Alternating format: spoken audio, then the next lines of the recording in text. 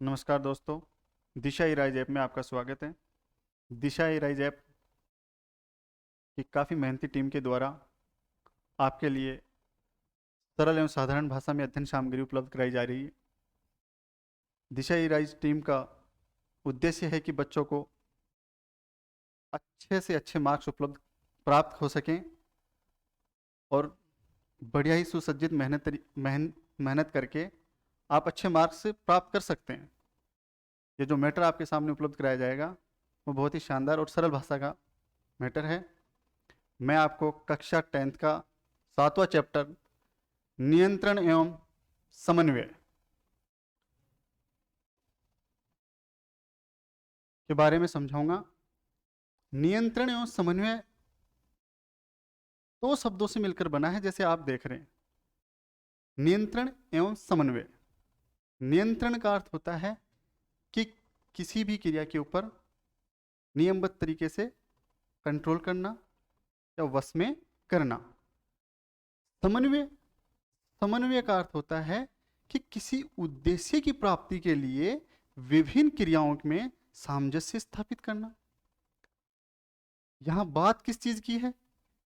सजीवों के शरीर की।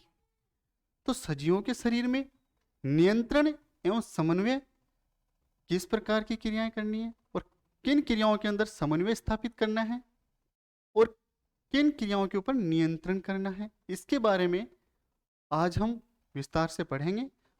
बहुत ही साधारण एवं सिंपल भाषा के अंदर आपको ये मैटर उपलब्ध कराया जाएगा। कोशिश रहेगी कि हर चीज आपकी क्लियर की जाए। सभी सजीव अपने पर्यावरण में हो रहे परिवर्तनों के अनुरूप अनुक्रिया करते हैं। हम जिस वातावरण में या पर्यावरण में रहते हैं उसके प्रति अनुक्रिया करते हैं।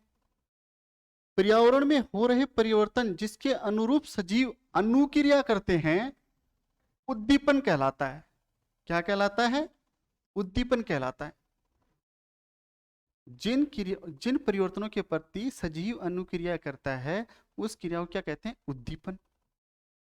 जैसे कि प्रकाश, हम जिस पर्यावरण में रह रहे हैं वहां पर जो अनुक्रियाएं होती हैं, जिन परिवर्तनों के प्रति अनुक्रियाएं सजीव करता है वो परिवर्तन कौन कौन से? देखिए, प्रकाश है, उष्मा है, ठंड है, ध्वनि है, सुगंध है, स्पर्श आदि। इन सभी परिवर्तनों के प्रति सजीव की अलग अलग अनुक्रियाएं होती हैं। अलग अलग प्रकार से रिएक्ट करता है सजीव, अलग अलग प्रकार से व्यवहार करता है सजीव। जैसे कि हम अंधेरे से अचानक गहरे प्रकाश की ओर जाते हैं तो क्या होता है? अपनी आंखें झिलमिलाती हैं। इसी प्रकार उष्मा, अगर हम किसी गर्म वस्तु को टच करते हैं तो फटाक से अपना हाथ वापस खींच लेते हैं। ठंड, गहरी ठंड में अगर कोई जीव जाता है, जैसे मानव देख लो, गहरी ठंड होती है उसके प्रति अलग अनुक्रिया करता है, ठिठुरन शरीर में होती है। ध्वनि, ध्वनि जब मानव या कोई भी जीव, मानव की बात करो, जैसे मधुर ध्वनि होती है तो हमें अच्छी लगती है, हमारा मन खुश होता है तो उसके प्रति अपना अलग व्यवहार होता है। लेकिन जब हम कर्कश ध्वनि सुनते हैं तो अपने को अलग से चिड़चिड़ापन सा आता है, उसके प्रति अपना अलग व्यवहार होता है। जो व्यवहार है वही अनुक्रिया है कि अपन उसके प्रति कैसे अनुक्रिया कर रहे हैं। सुगंध, अगर हम किसी वातावरण में जहां अपन बैठे हैं या जिस वातावरण में अपन रह रहे हैं वहां पर अगर सुगंध आती है, फूलों की खुशबू आती है तो मन अलग ही चंचल हो जाता है, मस्त हो जाता है। लेकिन अगर वहीं बैठे बैठे अगर कोई बदबू आए या स्मेल आए तो अपने चेहरे पे एक अलग सा भाव आता है, अलग अनुक्रिया करते हैं अपन। स्पर्श, अपनी स्पर्श का ज्ञान त्वचा के द्वारा होता है। जैसे हम किसी गर्म वस्तु को छूते हैं या ठंडी वस्तु को छूते हैं तो अलग ही व्यवहार होता है अपना। गर्म वस्तु को छूने पर तुरंत अपने हाथ को पीछे धकेल लेते हैं, या अचानक अपन चल रहे हैं और किसी नकुली वस्तु पे या कांटे के ऊपर अपना पैर टच करता है तो अपन पैर को तुरंत उठा लेते हैं। उसके प्रति अलग अनुक्रिया हुई है। और अगर अपन गर्मी के दिनों में रेत के ऊपर चलते हैं तो गर्म रेत होती है, तो चला नहीं जाता, अपन अलग रिएक्ट करते हैं। इसी प्रकार अगर हम गर्मी के दिनों में बर्फ़ के ऊपर या बर्फ़ को हाथ में लेते हैं तो ठंडक फील होती है, अच्छा आनंद फील होता है, लेकिन ज़्यादा देर तक नहीं रख सकते। तो इस प्रकार विभिन्न उद्दीपनों के प्रति सजीवों की अलग अलग क्रियाएं होती हैं और उन्हें अनुक्रिया कहते हैं या अनुक्रिया करते हैं, तो उद्दीपन कहते हैं, कहलाता है। पौधे और जंतु अलग अलग प्रकार से उद्दीपन के प्रति अनुक्रिया करते हैं। पौधे और जंतु अलग प्रकार से उद्दीपन के प्रति अनुक्रिया करते हैं और पौधे अलग प्रकार से उद्दीपन के प्रति अनुक्रिया करते हैं। अब समझ में आ गया होगा आपके कि उद्दीपन कौन से हैं। उद्दीपन जो पर्यावरण में परिवर्तन हो रहा है वो उद्दीपन कहलाता है।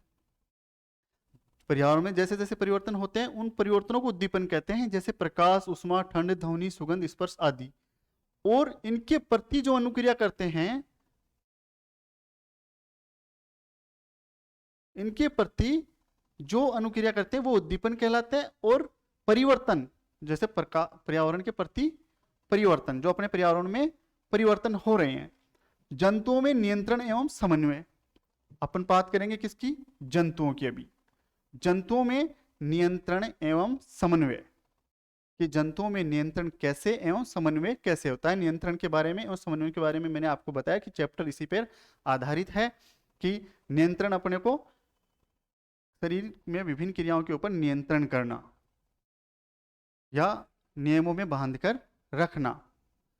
समन्वय का अर्थ होता है विभिन्न किसी उद्देश्य की प्राप्ति के लिए विभिन्न क्रियाओं में समन्वय स्थापित करना या सामंजस्य या तालमेल स्थापित करना। यह सभी जंतुओं में मुख्यतः दो तंत्रों द्वारा किया जाता है। सभी सजीवों के या सभी जंतुओं के अंदर मुख्यतः दो तंत्रों द्वारा,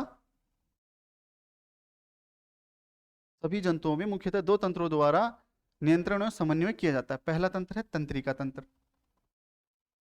दूसरा अंतःस्रावी तंत्र। ये दोनों तंत्र ऐसे तंत्र हैं जिसके द्वारा सभी सजीवों में, सभी जंतुओं में नियंत्रण एवं समन्वय स्थापित किया जाता है। इन तंत्रों के द्वारा नियंत्रण एवं समन्वय तंत्रिका एवं पेशी ऊतक द्वारा प्रदान किया जाता है। नियंत्रण एवं समन्वय तंत्रिका एवं पेशी ऊतक द्वारा प्रदान किया जाता है। सबसे नियंत्रण एवं समन्वय के लिए तंत्रिका एवं पेशी ऊतक जो होते हैं, तंत्रिका ऊतक एवं पेशी ऊतक के द्वारा प्रदान किया जाता है। यह मुख्य इसके आधार हैं। आगे देखिए बच्चों, तंत्रिका तंत्र तंत्रिका कोशिकाओं या न्यूरॉन के एक संगठित जाल का बना होता है। न्यूरॉन के, तंत्रिका कोशिकाओं या न्यूरॉन के संगठित जाल का बना होता है। तंत्रिका तंत्र के अंदर बहुत सारी तंत्रिका कोशिकाएं एवं असंख्य न्यूरॉन्स होते हैं। न्यूरॉन्स तो तंत्रिका तंत्र की संरचनात्मक एवं क्रियात्मक इकाई होती है।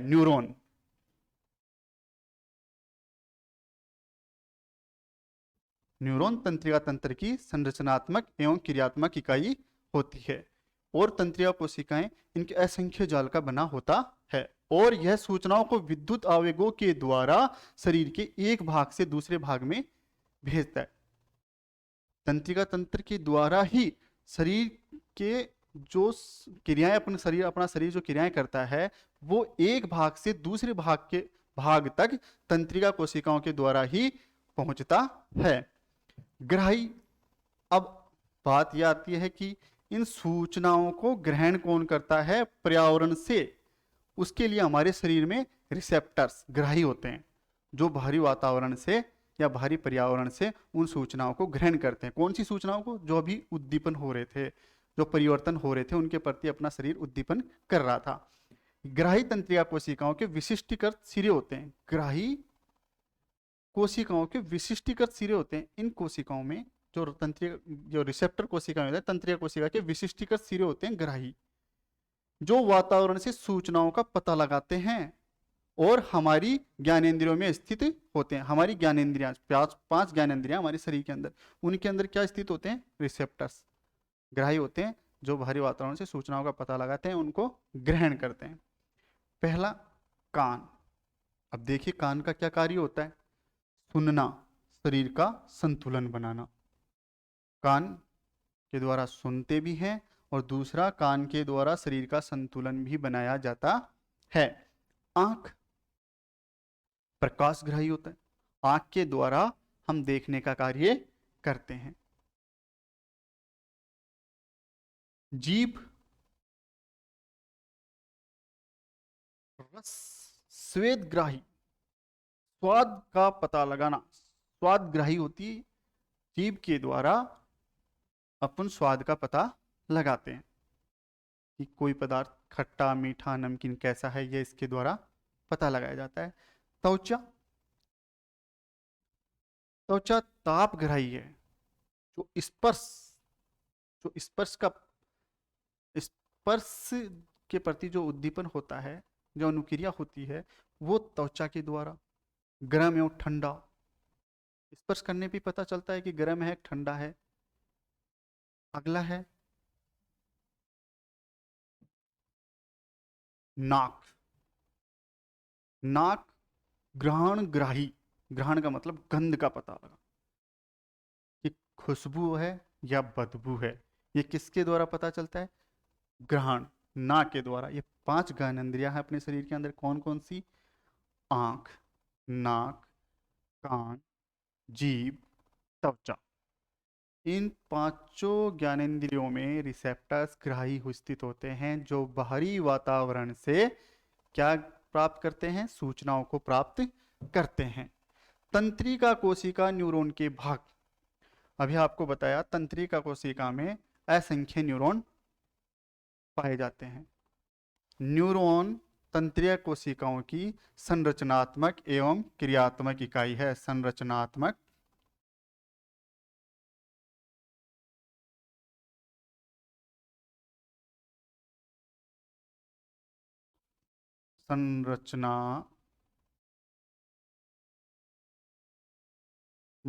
प्लस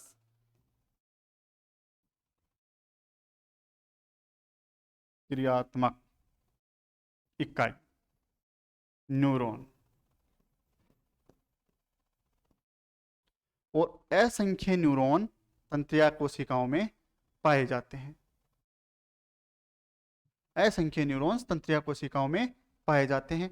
तंत्रिका कोशिका के विभिन्न भाग होते हैं। तंत्रिका कोशिका के भाग, द्रुमिका, कोशिकाकार से निकलने वाली धागे जैसी संरचना जो सूचना प्राप्त करती है। देखो विभिन्न प्रकार की धागे जैसी संरचनाएं निकल रही हैं इसके अंदर। धागे जैसी संरचना जो सूचना प्राप्त करती है, ये रिसेप्टर ग्राही से सूचनाएं प्राप्त करती हैं। कोशिकाकार प्राप्त की गई सूचना विद्युत आवेग के रूप में चलती है। कोशिकाकार, ये कोशिकाकार जो देख रहे हो आप, इसके अंदर जो प्राप्त की गई सूचना होती है वो विद्युत आवेग के रूप में चलती है। विद्युत आवेग सूचनाओं को विद्युत आवेग के रूप में कोशिका के एक भाग से दूसरे भाग तक या शरीर के एक भाग से दूसरे भाग तक पहुंचाया जाता है। कोशिका काय प्राप्त की गई सूचना विद्युत आवेग के रूप में चलती रहती है इसके अंदर। आगे तंत्रिकाक्ष, यह सूचना के विद्युत आवेग को कोशिका से दूसरे न्यूरॉन की दुर्मिका तक पहुंचाता है। दूसरे न्यूरॉन की दुर्मिका तक पहुंचाने का कार्य कौन करता है? तंत्रिकाक्ष। तंत्रिकाक्ष ये विद्युत आवेग को दूसरे न्यूरॉन की तंत्रिकाक्ष तक पहुंचाने का कार्य तंत्रिकाक्ष करता है। तंत्रिकाक्ष एक्सॉन यह सूचना के विद्युत आवेग को कोशिका से दूसरे न्यूरॉन की दुर्मिका तक पहुंचाने का कार्य करता है। कोशिका से दूसरे न्यूरॉन की दुर्मिका तक पहुंचाने का कार्य करता है। अंतर्घर्षण सिनेप्स, यह तंत्रिका के अंतिम सिरे एवं अगली तंत्रिका कोशिका के दुर्मिका के मध्य का रिक्त स्थान है। यह तंत्रिका के अंतिम सिरे अगली तंत्रिका कोशिका के मध्य का जो रिक्त स्थान होता है वो अंतर्घर्षण या सिनेप्स कहलाता है। यहाँ विद्युत आवेगों को रासायनिक संकेतों में बदला जाता है जिससे आगे संचारित होते हैं या हो सके। यहाँ पे विद्युत आवेगों को रासायनिक संकेतों में बदला जाता है। देखिए मेन कार्य कहाँ हो रहा है, यहीं पे सिनेप्स के अंदर विद्युत आवेग को रासायनिक संकेतों में बदला जाता है। सिनेप्स तंत्रिका का अंतिम शिरा।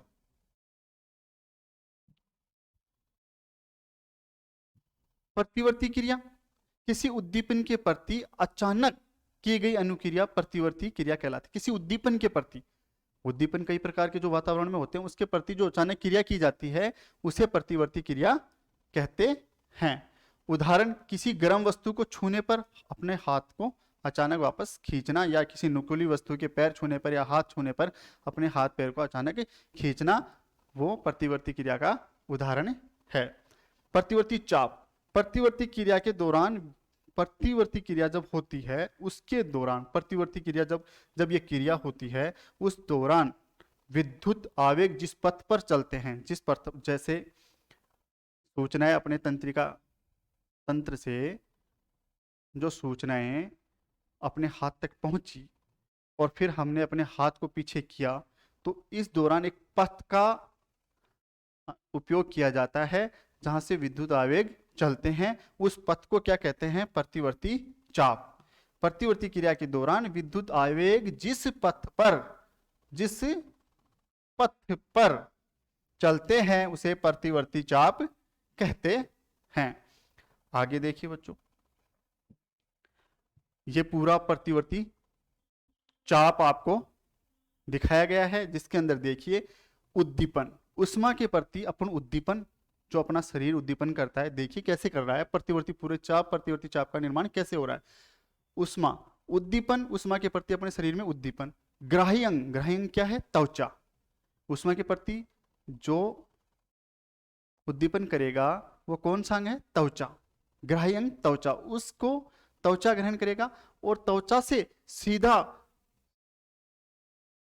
संचार किसके अंदर होगा, मेरुरज्जु के, मेरुरज्जु के पास संकेत पहुंचेगा और मेरुरज्जु उसके प्रति अपने अनुक्रिया करने के लिए अपने को नियंत्रण करेगा। कार्य कर अंग कौन सा, पेशी, पेशी उत्तक एवं तंत्रिका उत्तक, जो नियंत्रण एवं समन्वय का कार्य करता है उसके अंदर पेशी उत्तक एवं तंत्रिका उत्तक दो ही काम मुख्य आधार हैं। तो मेरुरज्जु से सूचना किसको मिली, कार्यकारी अंग पेशी को, और पेशी से अनुक्रिया हुई। पेशी से सूचना किसको मिलेगी, हाथ को पीछे हटा लेना, कार्यकारी जो अंग है हाथ, उस हाथ को सूचना मिलेगी और अपना हाथ तुरंत पीछे हट जाएगा। अनुक्रिया यह 3 प्रकार की होती है। देखो बच्चों, ये प्रतिवर्ती चाप आपको समझ में आया। देखिए कि उष्मा के प्रति अपने शरीर में उद्दीपन हो रहा है, और ग्राही अंग क्या था, त्वचा, कि अपना हाथ किसी गर्म वस्तु को छूता है तो इसके ऊपर त्वचा है, त्वचा उसको ग्रहण कर रही है।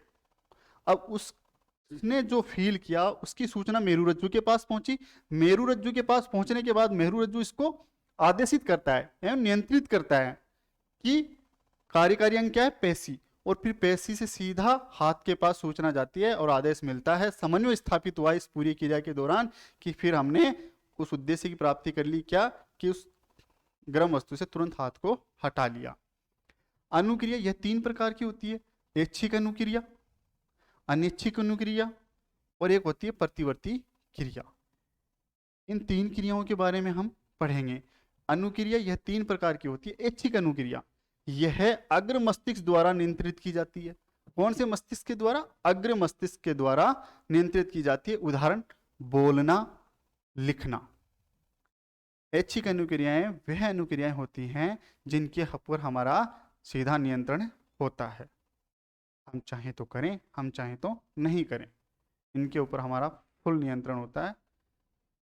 जैसे बोलना, लिखना, हम चाहें तो पूरे दिन भर बिना बोले रह सकते हैं, अगर हम चाहें तो पूरे दिन भर बिना लिखे रह सकते हैं, और हम चाहें कि लिखना है तो हम लिख सकते हैं पूरे दिन भर, हम चाहें कि हमें पूरे दिन भर बोलना है तो हम बोल सकते हैं पूरे दिन भर। तो समझ में आ रहा है बच्चों, ऐच्छिक अनुक्रियाएं ऐसी अनुक्रियाएं होती हैं जिनके ऊपर हमारा नियंत्रण होता है, और इसका नियंत्रण किसके द्वारा होता है, अग्र मस्तिष्क के द्वारा। किसके द्वारा होता है, अग्र मस्तिष्क के द्वारा। अनैच्छिक क्रिया,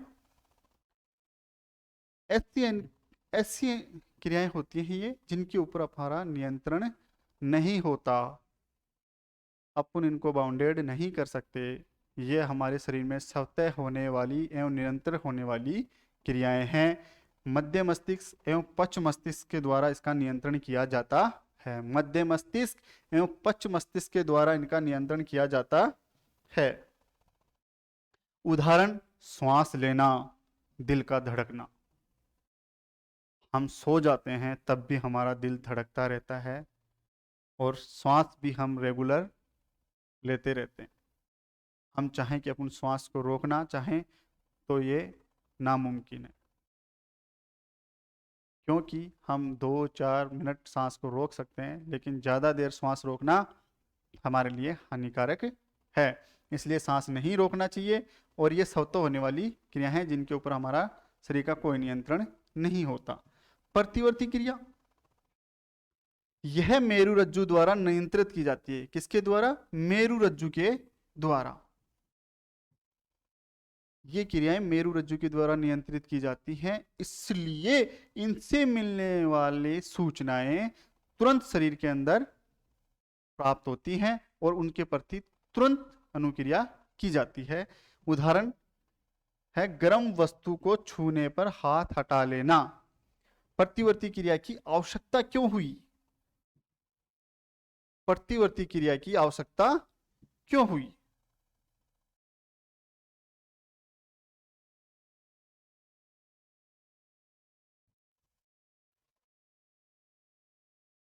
कुछ परिस्थितियों में, जैसे गर्म वस्तु को छूने पर, नुकीली वस्तु चुभने पर आदि, हमें क्रिया करनी होती है। प्रतिवर्ती क्रिया की आवश्यकता इसलिए हुई कि इस क्रिया के द्वारा तुरंत सूचना मिलती है और तुरंत अनुक्रिया की जाती है मस्तिष्क के बजाय।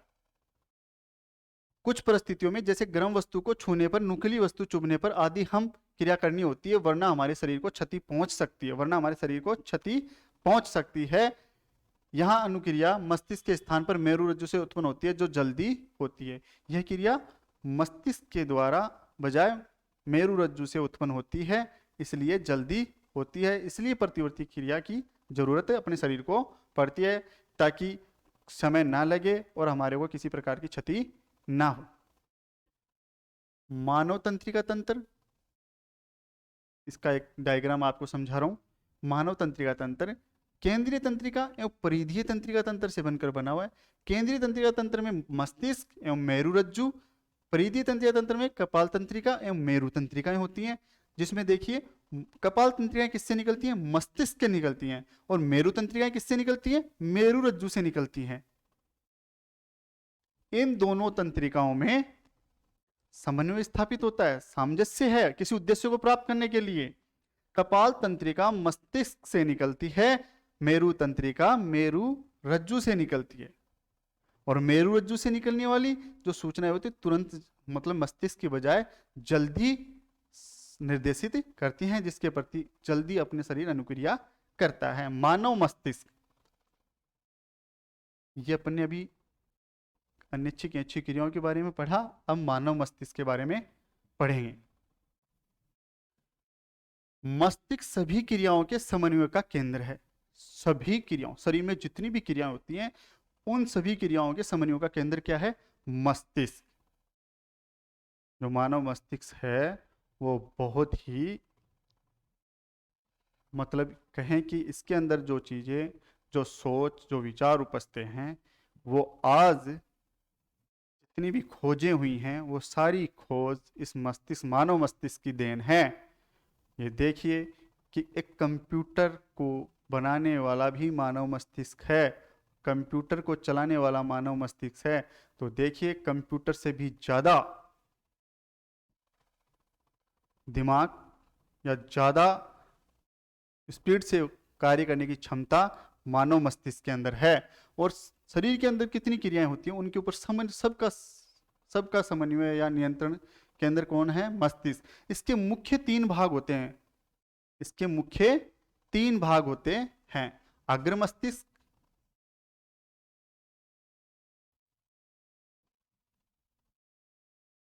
पश्चिम मध्य मस्तिष्क और पश्चिम मस्तिष्क। अभी जो क्रियाएं थी, ऐच्छिक, अनैच्छिक, प्रतिवर्ती क्रिया, ऐच्छिक क्रियाओं के ऊपर नियंत्रण किसका था? अग्र मस्तिष्क का। और अनैच्छिक क्रियाओं पर नियंत्रण किसका था? मध्य मस्तिष्क एवं पश्च मस्तिष्क का। अग्र मस्तिष्क, यह मस्तिष्क का सबसे जटिल एवं विशिष्ट भाग है, सबसे जटिल एवं विशिष्ट भाग है। यह प्रमस्तिष्क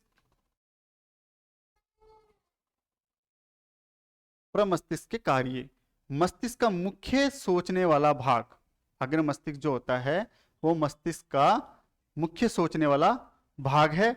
ऐच्छिक कार्यों को नियंत्रित करता है, जो ऐच्छिक क्रियाएं होती हैं उनको नियंत्रण करने का कार्य किसके द्वारा किया जाता है? अग्र मस्तिष्क के द्वारा। सूचनाओं को याद रखना, सूचनाओं को याद रखने का कार्य भी अग्र मस्तिष्क के द्वारा किया जाता है। शरीर के विभिन्न हिस्सों में सूचनाओं को एकत्रित करना एवं उनका समन्वय स्थापित करना, मतलब शरीर के विभिन्न प्रकार की क्रियाओं में नियंत्रण एवं उनका समन्वय स्थापित करने का कार्य भी कौन करता है? अग्र मस्तिष्क। भूख से संबंधित केंद्र है, अगर अपने को भूख लगती है तो उसका नियंत्रण भी कौन करता है? अग्र मस्तिष्क। मध्य मस्तिष्क, दूसरा भाग है मस्तिष्क का मध्य मस्तिष्क, अनैच्छिक क्रियाओं का नियंत्रण। अभी आपको बताया कि 3 प्रकार की क्रियाएं थी, ऐच्छिक एवं अनैच्छिक एवं प्रतिवर्ती क्रिया। ऐच्छिक क्रियाओं पर तो नियंत्रण कौन कर रहा था? अग्र मस्तिष्क। और अनैच्छिक क्रियाओं पर कार्य नियंत्रण कौन कर रहा था? मध्य मस्तिष्क और पश्च मस्तिष्क। तो मध्य मस्तिष्क किस पे क्रिया करता है? अनैच्छिक क्रियाओं को नियंत्रित करता है, जैसे पुतली के आकार में परिवर्तन। अपनी आंखों की पुतली होती है, गहरे प्रकाश में जाते हैं तो उसमें अचानक अपनी आंखें झिलमिला जाती हैं, तो उसमें पुतली के आकार में परिवर्तन होता है। गर्दन आदि की प्रतिपूर्ति क्रिया,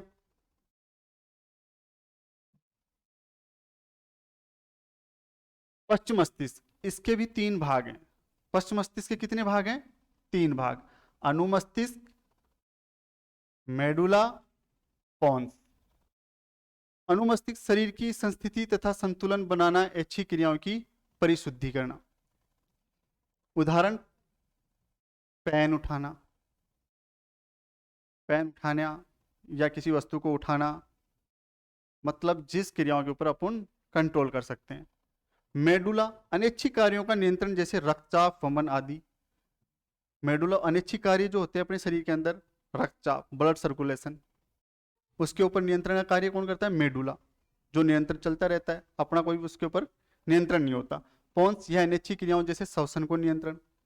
पोन्स जो होते हैं श्वसन नियंत्रण होने वाली क्रिया अपने शरीर के अंदर कभी भी नहीं रुक सकती। अपन चाहें तो 2-4 मिनट के लिए श्वसन रोक सकते हैं, वरना इससे ज्यादा नहीं रोक सकते, वो हमारे लिए हानिकारक है। मस्तिष्क एवं मेरुरज्जु की सुरक्षा, मस्तिष्क एवं मेरुरज्जु की सुरक्षा कैसी होती है? इनकी सुरक्षा होना भी बहुत जरूरी है हमारे शरीर के अंदर। मस्तिष्क एक हड्डियों के बॉक्स में अवस्थित होता है, अपनी जो खोपड़ी जिसको बोलते हैं उसके अंदर मस्तिष्क अवस्थित होता है, और जो मस्तिष्क की हड्डियां वो इसकी सुरक्षा करती हैं। बॉक्स के अंदर तरल पूरित गुब्बारे में मस्तिष्क होता है जो प्रघात अवशोषक कार्य करता है। मेरुरज्जु, मेरुरज्जु की सुरक्षा कशेरुक दंड या रीढ़ की हड्डी करती है। मेरुरज्जु की सुरक्षा कौन करता है? मेरुरज्जु की सुरक्षा कशेरुक दंड या रीढ़ की हड्डी, जो अपने पीठ पर सी आकार के छल्लों द्वारा निर्मित होती है। यह मस्तिष्क का चित्र है।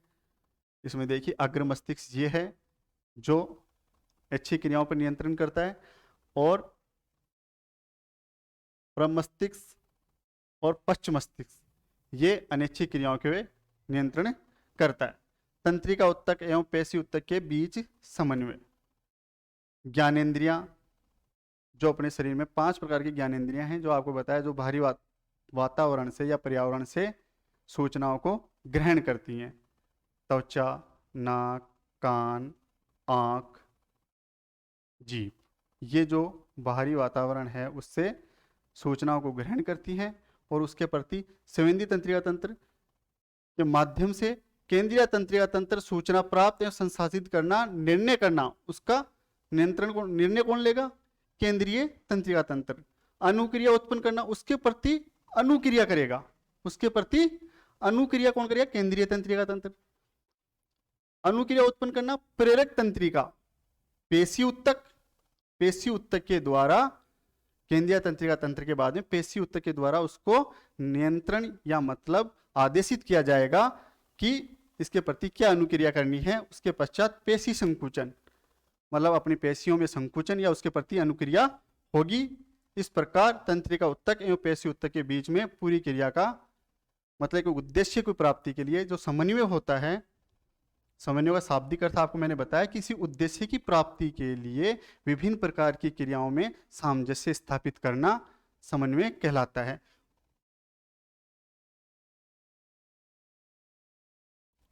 और नियंत्रण, जैसा इस पथ के अंदर आपको समझाया इस परिपथ में कि मस्तिष्क किस प्रकार नियंत्रण और समन्वय की क्रिया करता है। तो बच्चों आपको यह परिपथ अच्छे तरीके से समझ में आ गया होगा। अब हम आगे चलते हैं। विद्युत संकेत या तंत्रिका तंत्र की सीमाएं। विद्युत संकेत एवं तंत्रिका तंत्र की कुछ सीमाएं होती हैं, वो सीमाओं में रहकर ही कार्य करते हैं। विद्युत संवेग केवल उन कोशिकाओं तक पहुंच सकता है जो तंत्रिका तंत्र से जुड़ी हैं। जो तंत्रिका तंत्र से जुड़ी होती हैं उन्हीं कोशिकाओं तक विद्युत संकेत पहुंचते हैं। एक विद्युत आवेग उत्पन्न करने के बाद कोशिका नया आवेग उत्पन्न करने से पहले अपनी क्रियाविधि सुचारू रूप करने के लिए समय लेती है।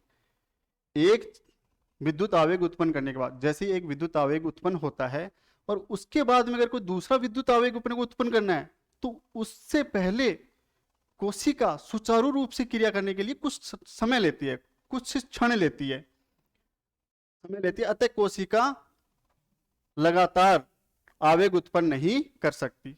इसका मतलब क्या है कि कोशिका कभी भी लगातार आवेग उत्पन्न नहीं कर सकती। एक आवेग उत्पन्न करने के बाद दूसरा आवेग उत्पन्न करने के लिए उसे कुछ पल के लिए कुछ क्षण का समय चाहिए। पौधों में कोई तंत्रिका तंत्र नहीं होता, तो पौधों में किस प्रकार से ये क्रियाएं होंगी इसके बारे में हम कल चर्चा करेंगे।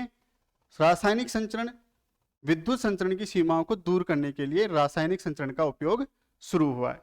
विद्युत संचरण की सीमाओं को दूर करने के लिए रासायनिक संचरण का उपयोग शुरू हुआ है। इसके आगे हम बच्चों जो बचा हुआ मैटर है कल आपके सामने इससे भी बेटर तरीके से पेश करेंगे।